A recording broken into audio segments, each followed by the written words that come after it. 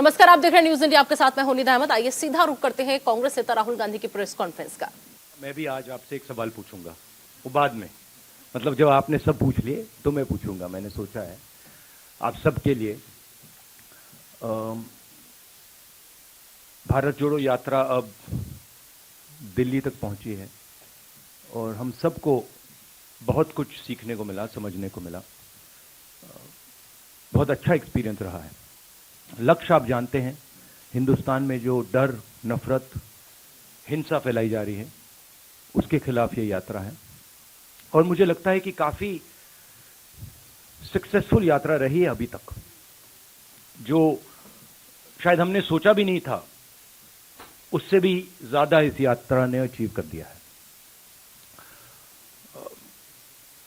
बेरोजगारी का मुद्दा भी है, महंगाई का मुद्दा भी है, और जो हिंदुस्तान में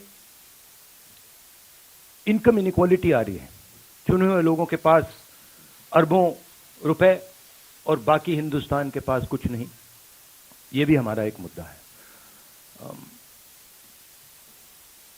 पर्सनली जब मैंने यात्रा शुरू की,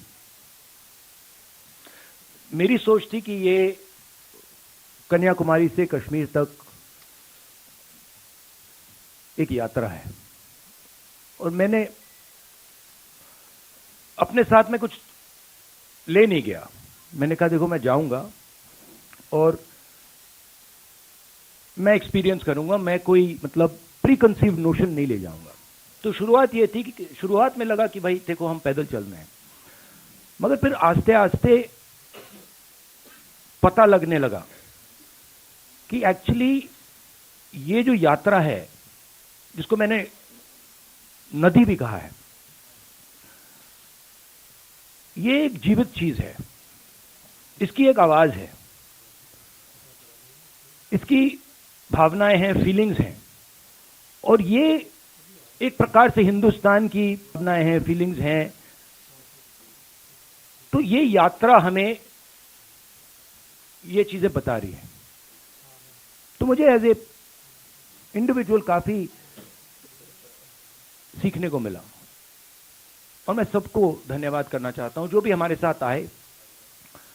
आप लोग में से बहुत लोग आए, और खासतौर से जो हमारे ऊपर आक्रमण करते हैं, मेरे जो आरएसएस के, बीजेपी के मित्र हैं, उनको भी मैं धन्यवाद करना चाहता हूं, क्योंकि एक्चुअली हो क्या रहा है, जितना वो आक्रमण करते हैं उतनी हमको अपनी पोजीशन इंप्रूव करने का मौका मिलता है। तो मैं चाहता हूं, और मैं सीरियसली बोल रहा हूं, मैं चाहता हूं कि वो थोड़ा और जोरों से करें और अग्रेसिवली करें, तो कांग्रेस पार्टी को और हमें मतलब अपनी जो आइडियोलॉजी है वो अच्छी तरह समझ आए। एक प्रकार से मैं उनको अपना गुरु मानता हूं कि वो मुझे रास्ता दिखा रहे हैं कि क्या नहीं करना चाहिए, रिएक्ट कैसे करना चाहिए, और अच्छी ट्रेनिंग दे रहे हैं मुझे। तो उनका भी मैं धन्यवाद करना चाहता हूं। Thank you.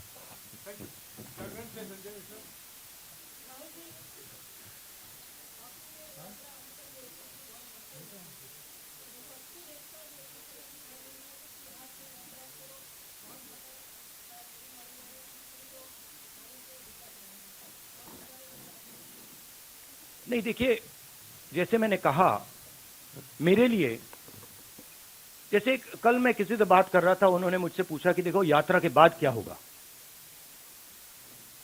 हमें प्लानिंग करनी है कि यात्रा के बाद क्या करेंगे।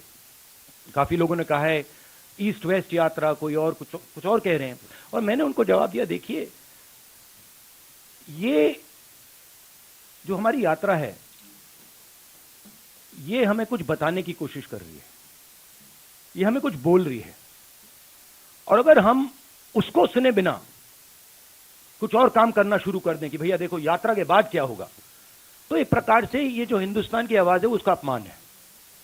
तो मैं वो नहीं करना चाहता हूं। रही बात विपक्ष की, मैं जानता हूं कि विपक्ष के नेता सारे के सारे हमारे साथ खड़े हैं, और वो मतलब वो क्लियरली हमें मालूम है। बट आज के हिंदुस्तान में कंपल्शंस भी होते हैं, पॉलिटिकल कंपल्शंस होते हैं, दूसरे कंपल्शंस होते हैं। तो मैं उस पर कमेंट नहीं करना चाहता हूं कि क्यों आ रहे हैं, क्यों नहीं आ रहा है, कौन आ रहा है, कौन नहीं आ रहा। बस मैं ये कहना चाहता हूं कि भारत जोड़ो यात्रा के दरवाजे जो भी भारत को जोड़ना चाहता है उसके लिए खुले हैं, किसी को हम रोकने वाले नहीं हैं। दूसरी बात, विचारधारा में सिमिलैरिटीज होती हैं। देखिए, नफरत और हिंसा और मोहब्बत में सिमिलैरिटी नहीं होती है, डायमेट्रिकली ऑपोजिट चीजें हैं।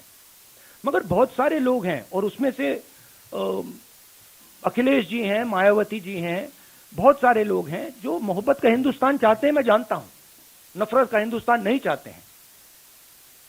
तो रिश्ता तो है उनके साथ, आइडियोलॉजिकल रिश्ता, और भारत जोड़ने का और नफरत को मिटाने का रिश्ता है। आज तक से शुक्रिया।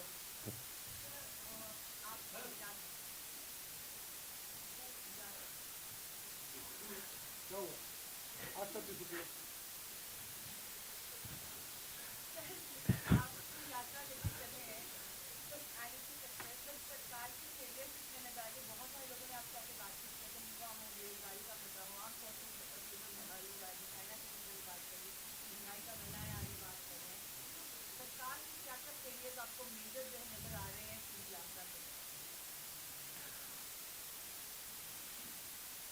आपने मतलब 6-7 क्वेश्चन एक क्वेश्चन में पूछ लिया। देखिए, सबसे पहले मेरा लक्ष्य हिंदुस्तान को एक ऑल्टरनेटिव विजन देने का है, ऑल्टरनेटिव दृष्टिकोण देने का है, एक नया तरीका देने का है।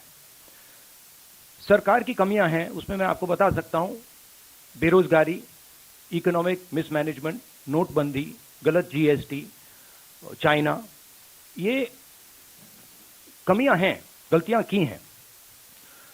मगर मेरी अप्रोच यात्रा के साथ यह है कि हम हिंदुस्तान को एक सोचने का, जीने का नया तरीका देने की कोशिश कर रहे हैं। तो अगर आप डिटेल चाहते हैं तो आप मुझसे पूछिए, चाइना के बारे में पूछिए, शायद आप वो ना पूछें, पता नहीं, बाकी चीजों के बारे में पूछ सकते हैं, बट ब्रॉडली ये है। पीटीआई भाषा से अनवरुण है।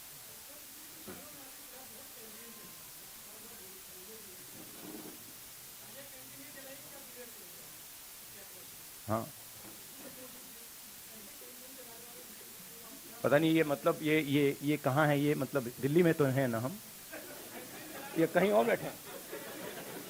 ये भैया एआईसीसी ऑफिस है, नहीं है? एआई अभी है ना? अच्छा, हाँ, तो मुझे पता नहीं, मतलब मुझे तो लग रहा है भैया, पता नहीं मेरी दूसरी रियलिटी हो, आपकी दूसरी रियलिटी हो, मगर मुझे तो ये न्यू दिल्ली दिख रहा है। और कुछ एक, हाँ, ये तो बहुत कैंपेन चलाते हैं, उनके पास पैसे की कोई कमी नहीं है, कैंपेन ही कैंपेन चलाते रहते हैं। मगर जो मैंने कहा, और बड़ी इंटरेस्टिंग बात है, और मैं इसको 99% बिलीव करता था, 100% बिलीव नहीं करता था, मगर अब मैं 100% बिलीव करता हूं कि सच्चाई को कोई भी कैंपेन, कितना भी पैसा नहीं छिपा सकता, नहीं मिटा सकता। तो ये मेरे लिए बहुत मतलब इंटरेस्टिंग ऑब्जर्वेशन है। टीवी 18 से रवि सिसोदिया। और जैसे मैंने कहा, अभी कितने लगाए होंगे, 5-6 हजार करोड़ लगा दिए होंगे, थोड़े और लगाइए, कमी नहीं है पैसे की, डालिए और थोड़ा डालिए, लगाइए, कुछ असर नहीं पड़ता है। हाँ जी, टीवी 18 से रवि सिसोदिया।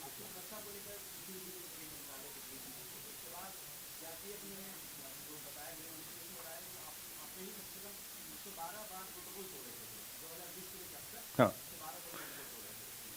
देखिए, दो चीजें हैं इसमें। मैं भारत जोड़ो यात्रा कर रहा हूं, ठीक है? अब सरकार चाहती है कि मैं बीपी गाड़ी में भारत जोड़ो यात्रा करूं। कहते हैं आपका प्रोटोकॉल है कि आप हमें तंग मत करो, आप बुलेट प्रूफ गाड़ी में बैठ के कन्याकुमारी से कश्मीर तक चलो। अब यह मेरे लिए तो एक्सेप्टेबल नहीं है।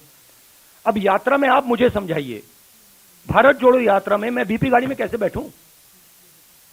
अच्छा, जब उनके नेता, उनके सीनियर नेता बीपी गाड़ी से बाहर आ जाते हैं तो फिर कोई चिट्ठी नहीं जाती।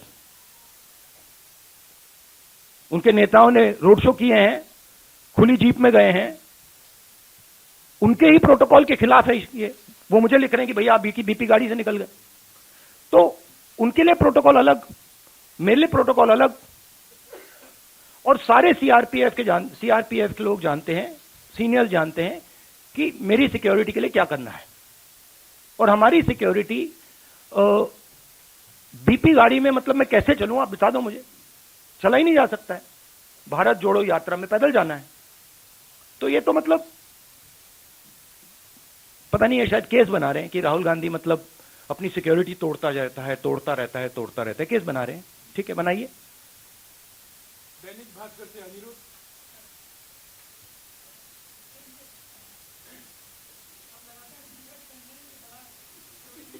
भाई मुझे बताओ एक बात, मुझे समझ नहीं आ रही बात। ये टी शर्ट से आपको इतनी डिस्टर्बेंस क्यों हो रही है?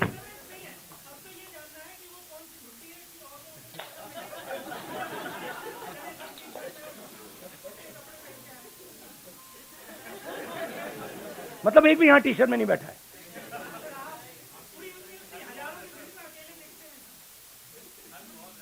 तो क्या आप चाहते हो मैं स्वेटर पहन लूं? मतलब इससे इतनी डिस्टर्बेंस क्यों नहीं है लोगों को?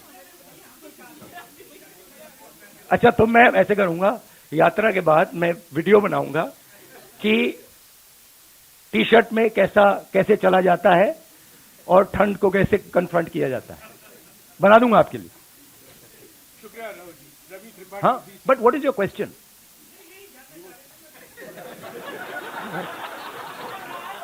मैं क्या बताऊं भाई? राज क्या?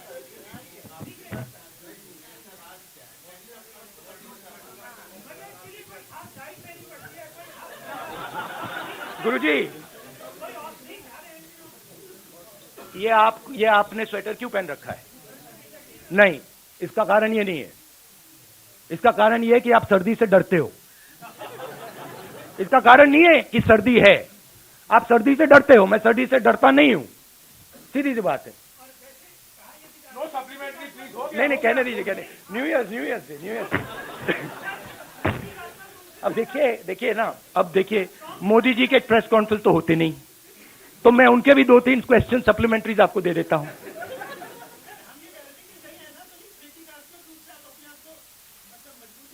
नहीं, एक्चुअली मैं आपको सीरियसली बताऊं, मुझे ठंडी नहीं लग रही अभी तक, और मैं पता नहीं, मुझे लग नहीं रही है। मगर मैं सोच रहा हूं कि जैसे ही मुझे ठंड लगनी शुरू हो जाएगी, मैं मतलब स्वेटर पहनना शुरू कर दूंगा, बट अभी तक मुझे ठंड नहीं लग रही है। रवि त्रिपाठी जी से।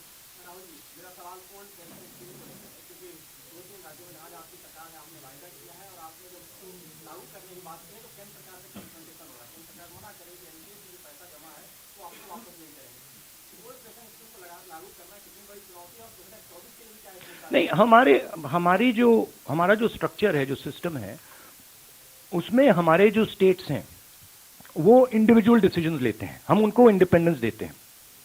तो अब तो मैं कांग्रेस प्रेसिडेंट भी नहीं हूं, तो ये सवाल आपको खारगे जी से पूछना होगा कि नेशनल लेवल पे कांग्रेस पार्टी की पेंशन स्कीम पे क्या स्ट्रेटेजी है। मगर जनरली कांग्रेस पार्टी का स्ट्रक्चर है कि भाई अगर राजस्थान करना चाहता है और हरियाणा, हिमाचल करना चाहता है तो उनको करने दो। हम वीटो पावर मेंटेन करते हैं कि अगर बिल्कुल कुछ गलत कर रहे हैं तो फिर हम उसको चेक करते हैं, बट नॉर्मली हम इंडिपेंडेंटली करने देते हैं। भैया वो तो आप मोदी जी से पूछिए ना, उनके भी सवाल मुझे। ओके, ट्रिब्यून से आदित्य टंडन।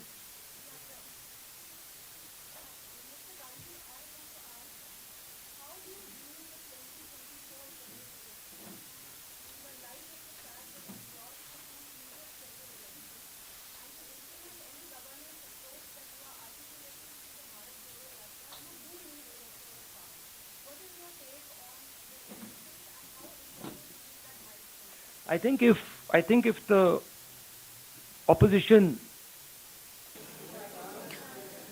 तो राहुल गांधी प्रेस कॉन्फ्रेंस कर रहे थे और इस दौरान मीडिया के सवालों का जवाब दे रहे थे।